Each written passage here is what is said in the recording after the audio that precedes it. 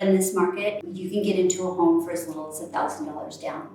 I talk to people all day long, and these rent prices are crazy right now. And honestly, getting into a home, you're gonna pay about the same, if not less, than what you're gonna pay for rent.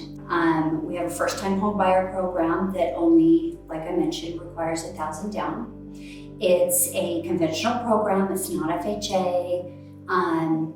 So basically it's a 40-year amortized loan, and it has a 15-year balloon on it. Basically what that means, that 15-year balloon, is you have to do something with the loan in 15 years. Whether that be sell the home, refinance the home.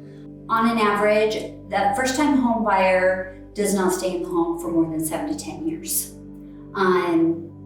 Rates are likely to drop a little bit within the next few years. That's kind of what the word is. So more than likely you're going to refinance this in a couple of years anyway. And so with the rising cost of rent, you know, the fact that probably my rent's going to go up next year, it probably makes more sense to just go ahead and get into a mortgage where I'm fixing my costs for up to 15 years, right? Exactly. You're paying you. You're paying for something for yourself. On this program, you need to have a minimum credit score of at least 660.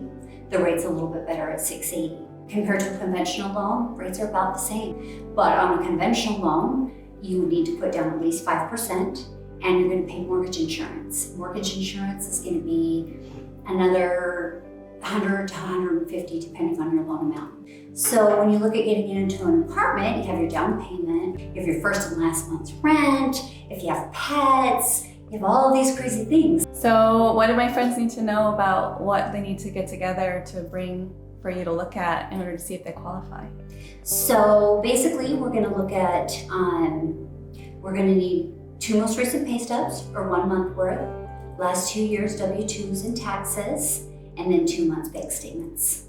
That's it? Yeah. And how long does it take to find out if you're qualified? We can usually tell you right then if you're qualified. Another great thing, if you're not sure about your credit, if you think you have had issues in the past, collections, judgments, these sort of things, you can always go to annualcreditreport.com and check your credit there. It's a soft pull, it does not affect your credit. That's where if you want to check your credit, judgments, collections, if you need to take care of them, that's a great place to start. And so one other thing that comes up, average home value is so high. Do you notice first-time home buyers having a hard time qualifying for enough? That is still a thing. You know, honestly, average home buyer price is around $400, but you know, if you don't have a ton of debt, you make decent money, this 40 years is really helping people get into a home. So that's where getting your debt to income ratio down is important. Yes. And having a good real estate agent who can help you find something in your price range. 100%. And I would recommend before you start paying things off and everything, chat with me first.